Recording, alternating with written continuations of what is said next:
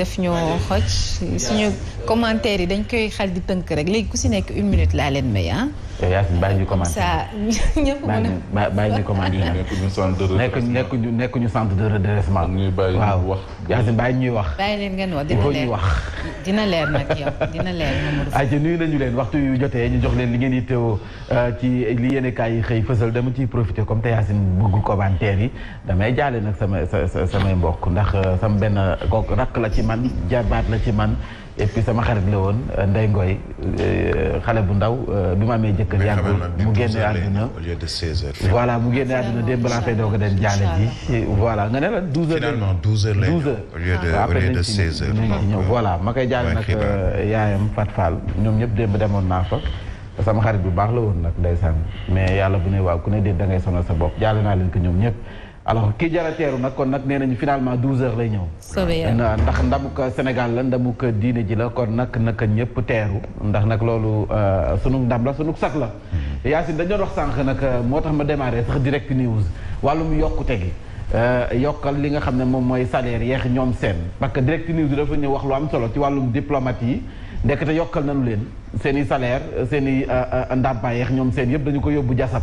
yokk nañu li nga xam ne mooy seen i salaire ndax nag nee nañu depuis février ndekete ambassadeurs yi ak consul généraux yi li ñuy jot daal ma ne sañ wax ne am na jokkute 50% kon nag ku doon laal 1 million di nga laal 1 million 500 jàppale ne nag nee nañu loolee nag si wàllum suñu diplomate yi du ñu fay ndox du ñu fay courant jàppale ne it location du ñu ko fay waaye yokkal te carburant waxi noppi am nañu ligne téléphonique seeni soxna dañu leen di fay weer wu dee 500000 kon nag yokkal nañu leen li nga xam ne moom mooy seen salaire ñoom ambassadeurs yeex consul généraux yi 50%. conseil aux affaires étrangères ak chancelier yi ñoom nag nga xam ne dinañ am ak yokkute am na si ñoom si wàllum indemnité mensuelle 350000 ba 250000 ñoom ñooñu nga xam ne ñoom ñooy sunu conseillers yi aux affaires étrangères ak chancelier yi ñoom nag loolu la ñuy jot kon nag dañuy faral di wax ne ñay yokk fa ñu koy yokkee franchement parler yenn saa yi du fa ñu koy yittewoo. loolu xam nga man li ma bëgg laaj mooy na. yokk gi ñuy yokk lépp xaalis moom fan lay jóge. te nee nañ réew mi amul xaalis. ba pare la ñuy leb. dañuy leb bare. yegg nañ ci niveau d'endettement boo xam te ne nii pratiquement jamais égalé on va dire. mais léegi lu ñuy yokk moom Birahim après léegi. bu yokkalee jàngalekat yi. ndax loolu lañ doon sàkku. mën nañ ko comprendre mais suñu diplomate yi wax fa dëgg neex yàlla c'est vrai que ñu ngi def liggéey bu am solo mais yokkuteeg 50% koo xam ne yow sa jabar dañu koy fay sa jabar lu muy def sa jabar la lay liggéey. tu sais ñuy fayeeku 500000. yokk bu amee. au niveau de l'administration tey dafay am loo xam ne ci la ñuy sukkandiku. par rapport à ce qu'on appelle une crise mondiale même sur le plan financier sur le plan économique am ay jeexital yoo xam ni dafa feeñ ba ci ñun tey les diplomates la ñu mënoon peut-être avec 100 francs en Europe wala aux États-Unis mënatuñu ko actuellement avec 100 francs parce que sur le plan mondial il y a une crise boo xam ne il faut nga soutenir yow sa askan ci fànn bu nekk c'est le cas par exemple pour les enseignants pour ñu yooye les forces de défense et de sécurité de manière générale donc toute hausse day am loo xam ne ci la ñuy basé wu pour mën ko. mais Birahim ñoom bu fekkee loolu moo koy justifié ndax liñ mënoon mënatuñ ko est-ce que war nañu xaar ba ay jàngalekat yu nekk Sénégal bi fii la gën a méttee ba ñuy dem ba arrêté jàngu xale yi ndax ak yokkute bu ñuy sàkku ñu dem bay toog bay xaar enseignants yi dem ba war a mën a dem ci ay grève ñu leen di doog a yokkal di leen doog a nangul alors que diplomate bi nekk fait à l'étranger nangul nañ ko 50%. xam nga sax diplomate yi benn état moo lay fay. benn te salaire boo xam te ne nii bu baax la. bu baax. kër ga ngay dëkk. doo fay moo la koy jox fayoo ndox fayoo courant. am ligne téléphonique. am carburant. beneen bi oto ñoo la koy jox. kon salaire bi loo koy doyee. mais ba pare li gën a garaaw. sa jabar xam nga ne dëkk bu ñu mënti nekk. diplomate du fay taxe. dafa am ay carte yoo xam te ne moom nañuy yor. fu leen leen exonéré yoo xam ne moo jëm ci wàllum tax. kooku lu mu soxla ci yokk. attention salaire ba muy jot non dama lay wax rek seen avantage non dama lay wax seen avantage pour comparer par rapport seen salaire mën na fanaan banque. mais le diplomate c'est pas n'importe qui. oui non on est d'accord c'est surtout ça n'importe qui ba nga xam ne ñu war koo mën a seetaan ba muy dem grève waxuma jàngalekat rek mais fii ñi fi yaa ngi doon wax auxiliaire yi di laaj ñoom ñu yokkal leen te kenn yokkal leen ñu yokkal diplomate bi 50%. et puis dëkk bi sax ñaata priorité ñoo fi nekk yoo xam ne ñaata jàmbat moo fi ne ces ressources là mënoon nañ ko am yokkute gi daal na maase si ñëpp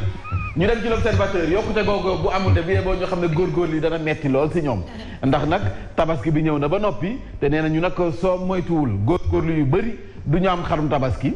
la ko waral nag du lenn lu dul aliment de bétail bi nga xam ne mooy ngooñ beex ñoom seen njëg li dafa yokku te njëg li bu yokkee nag faw mu feeñ ci li nga xam ne moom mooy njëgal xar bi kon nag bi yeboo ñu waajal te xam ne xar soo moytuwul dana cher lool képp kuy yar gën a la yar de te xam ne nag soo moytuwul tabaski dina jot ñu buuxanteeti ci daral bi loolu mooy ñuy may ñu dem ci yéen kaay groupe des médias tribune dafa ñëw ci li nga xam ne rek mooy recours yi ku jëkk politique de opposition bi dugal sa conseil constitutionnel bi yéen kaay bi nag nee na conseil constitutionnel bi fu mu nekk nii dañoo tële incompétence dëgg la ñu wane maanaam dañoo yaafuus lanu leen fan leen doon xaare suñu maam yooyee yegguñu fa dañoo tële suñu juróom-ñaari maam yi daal bu fekkee sept sage la ñuy wax sage boobu nekkatul si ñoom kon nag baat boobu mën nañ ko dindi ndax nag parrainage bi la muy bañ ñoom ci boppam ñoom ñoo ko njëkk dëggal kon nag ñoom ñoo njëkk jalgati suñu juróom-ñaari maam yi yéen kaay bi ñëw ci sa tupp Lat Dior Diop gi di Babacar Diop ma sa benn dëkk ñaari gaar borom les Gelwaar docteur Babacar Diop mer na ba futtu nag ndax nag investiture yi dañ ko sempi ba mu set teg na leen gisu ci boppam looloo tax nag moom it joxe na baaraam bu baax ki nga xam ne mooy Khalifa Sall ak Ousmane Sonko nee na lu ñu njàkk ñaari doomi pendanaar yi ñoo di njàkk maanaam Khalifa Sall ak Ousmane Sonko ndax nag crime politique dëgg nag la ñu def loolu la yéenekaay bi dikkaat ñu jàll ci li nga xam ne moom mooy Vox Populi dafa ñëw ci doxub ñaxtu ba nga xam ne waa Yewwi Askan moom la ñu namoon woote 200 000 lañ bëggoon mobiliser fii ci diwaanu Ndakaaru waaye nag seen manifestation boobee de préfet nangulu leen ko Mame Mor Talla Tine nee na nag dafa jot beneen déclaration bu nga xam ne ni fédération démocratique des écologistes du Sénégal FEDES ñoom ñoo njëkk a dugal seen ab demande ngir nag mën a amal manifestation ci même lieu bi ci même bés bi ci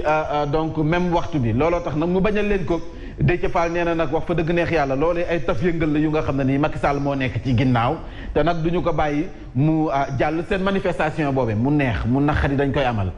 ma jàlluñu dañu fës kee ne màcc jëli seen wàllum démocratie te nag fa ñu koy waxee woon foofu la ñu koy defee ñu xam ndax dana am déet Vox Populi foofu la génne ñëw ci jamono joojee de ci Fall di wax ne dañu amal seen ndoxum ñaxtu bi boo ñu xam ne bu fekkee waa Yewwi danoo woote de bu ñu yaakaaree si Babacar Diop du ñu gis ku mobiliser ndax Babacar Diop ci boppam mere na Ousmane Sonko mere na ki nga xam ne moom mooy Khalifa Sall ndax waaw Maître Moussa Diop moom it bu ñuy xaar mobilisation du ca dem ak ña nga xam ne ñoo njëkkoon génn si génn bu njëkk ba te defoon seen point de presse donc mobilisation Babacar Diop fës kee new ci bokk ndax moom nee na moom borom lay Gelwaar mbiri investiture yi ay nit ñoo daje rek seen groupe maanaam Ousmane Sonko Khalifa Sall ñoo daje tànn seen i nit yu leen neex def mbirum copinage ña nga xam ne safuñu leen ñu dendi leen teg leen ne la te xam naa moom it bokk si ñi saf Khalifa Sall wala ki nga xam ne moom mooy Ousmane Sonko moo tax moom Babacar Diop nee na nanu doxalee ci li nga xam ne moom mooy investiture yi dara awu ci yoon ci biir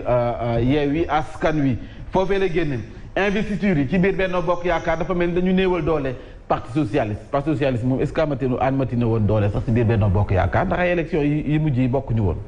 donc dafa mel ni investiture yi ñu nemmeeku ci Benno Bokk Yaakaar Macky Sall dafa gën a néewal doole Aminata Mbengue Ndiaye ka nga xam ne jamono ji nag maanaam mën nañu wax ne dañu ko jox délai muy jërum ñu dénk wàllu ko wér-gu-yaram fu mu nekk nii kuy am pression moo la gën a am pression benn weer la ñu ko jox ngir nag liggéey ba ñuy xaar ci moom mu daal di koy tàmbali maanaam rapport yi audit yi nga xam ne sàkku nañu ko moom Marie Khemesse moom la ñuy xaar ci moom mu daal di koy def te na mu gën a gaawee président Macky Sall loolu lay xaar ci moom mu mel ni it président Macky Sall fas yéene dem fa sekk waxtaan ak ki nga xam ne moom mooy Poutine menn mi ngir nag réewu Afrique yi ni ñuy dundee guerre bi njëkki ni mu tàmbalee yokku ci mbirum bele beex ñoom seen ñu daal di def seen kéem kàttan buur nag bele bi tàmbaliwaat ñëwaat ndax coowal sàccum koppar bu sakkan boobee ci kër Farba Ngom lu ñu fi jublu du lenn lu coow fay coowal investiture yi fay coowal fukki bebeex benn yi nga xam ne ñoom ñoo faatu en tout cas nee nañu yéenekaay bi di Walf Quotidien faux pas sur la ligne de départ loolu épreuve physique la Farba Ngom allume un contre-feu ci 890 milliards yi waaye terewul nag nit ñaa ngi coow ba léegi ci la nga xam ne mooy coowal bébé yi épreuve physique yi du baccalauréat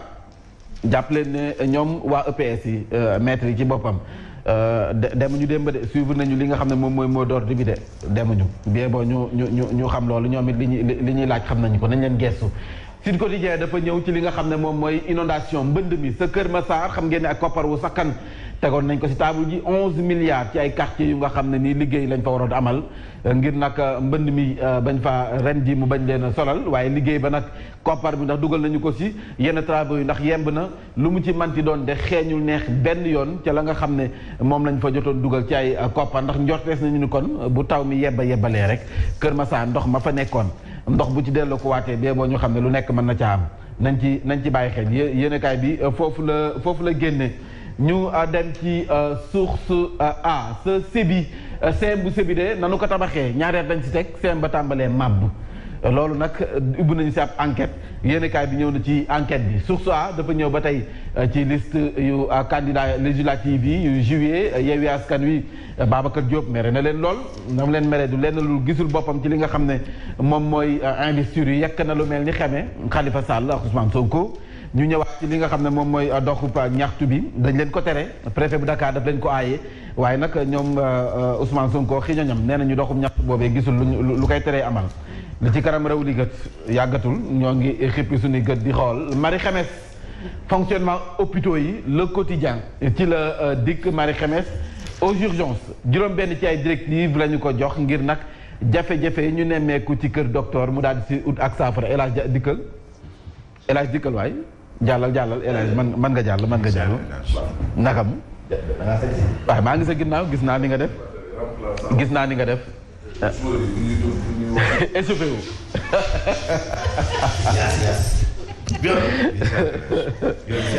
yàlla nangu damaa yéex accident réchauffement yëngatu tàggatu fii lu fi xew tey lu fi xew tey damaa yéex accident yaa moo ne la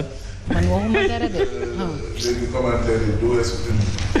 wallaahi te nag li nga waxoon micro bi tey am naa micro dégg nga li nga ma waxoon tey moo tax fi laay defee danga noonu bu amul micro du ma fi taxaw waaw jox nañ ma micro très bien waaw saa kon nag lan baax na si ndox mu tàng ëpp voilà la quotidien dafa ñëw ci mbirum céréale bi ak nag lépp lu soxal guerre ba nekk sa Ukraine jafe-jafe yi réewu Afrique yi di ko jànkonteel président Macky Sall dana dem seeti Poutine tey ji nag la ko fas yéene dem seeti ji ngir ñu waxtaanee lu ni mel ñu dem ci l'évidence wala sax Dakar Times Ousmane Sonko ak Khalifa Sall la jël def ko comme affiche film inde yooyu yi ñu daan def cinéma El Mansour mu mel ni Ousmane Sonko Khalifa Sall les comploteurs la leen tuddee nee na ñaar ñi nag boo seetee ba sa biir lu yàq biir Yewwi Askan Wi ñoom ñoo ko yàq ndax ñoom ñooy comploteurs yi du samay kàddu Dakar Times moom moo joxe boobu lépp ma dóor fayu ku sàcc wala nga agressé jàppal ne kon askan wi ñoo koy fajal seen bopp loolee la ñu tàmbalee gis justice privée à Guédiawaye ginnaaw raay benn koo xam ne ni sàccub jur la doon def dañu ko takk dóor ko ba muy bañ koy baxali xewar ndax nag moom ci biir dañ ñëw ci biir fi nga xam ne mooy mbaar bi jël ca benn xar rey ba noppi fees ba jël liñ ci soxla teg doyaluñu xam nga moom sax gisaat xëccaat beneen jur teg non jotul dee mais doon nañ ko ba muy bëgg a dee moom ci boppam nee nañu dugg na ci bergerie bi daal jël na fa benn gàtt ñu rey ko dogot teg dugal génnaat beneen fii ngay génnaatee beneen fa lañ leen bett defal leen bagage ba nga xam ne nii fu mu nekk nii wax fa dëgg neex yàlla metti na si ñoom ñu jeexalee l'évidence dafa ñëw ci mu ne évidence ba tey ci loolu la ñëw rek maire bi Sangalkam liggéey bi nga xam ne litige foncier à Guédiawaye dafa mel ni jamono ji Habib Niam moom mooy déranger sa Guédiawaye yéenekaay bi ñëw na ci l'évidence nee nañ nag wax fa dëgg neex yàlla moom la ñu teg bët moom Habib Niam ndax mi ngi def ay jéego waaye terewul dafa mel ni dafa am ñu taxaw ngir faagaagal ka di ko faxasal moom nag mi ngi jéem a doxal la nga xam ne moom la ñu ko sant kon nag Yacine yaakaar naa ne 8h01 jot na. comme te léegi dañuy tere commentaire si xibaar yi terewuma kenn commentaire dañu jàll si xibaar yi léegi incha allah.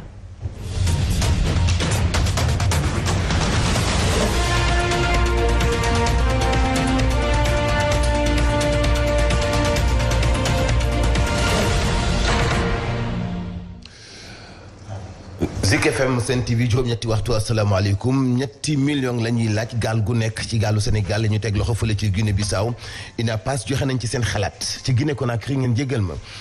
grève de la faim wu liggéeykatu biscuiterie wax yi mi ngi continuer juróom fukk ak benn la ñu woon am na ci ñu laati gaaf ba ñu yóbbu leen la ñuy laajte mooy ñu fay leen seen ay indemnité ginnaaw bi ñu leen licencié xalif général bu Al Fayda Seyd Cheikh Mahi Ibrahima Niass war a bàyyeekoo ci Soudan tey jii ñu koy gàttandu fii ci Sénégal mu def liggéey bu am solo ci ay xeet yu dëkkoo woon ci xew ak ngaayoo fitna ay bakkan di ca rot ca Soudan mu def jéego bu jubalewaat leen ba jàmm dellu soit foofee ca Soudan di ndam bu am solo ci umma islam bi yëpp ñu koy gàttandu tey jii fii ci Sénégal. Sport dinañ ci ànd ak Baye Ma Ante Mboup yéen kay Mantoulaye Thioubou from fàcc gi Mambay Ndiaye. Voici Trafic News. Papa Lé.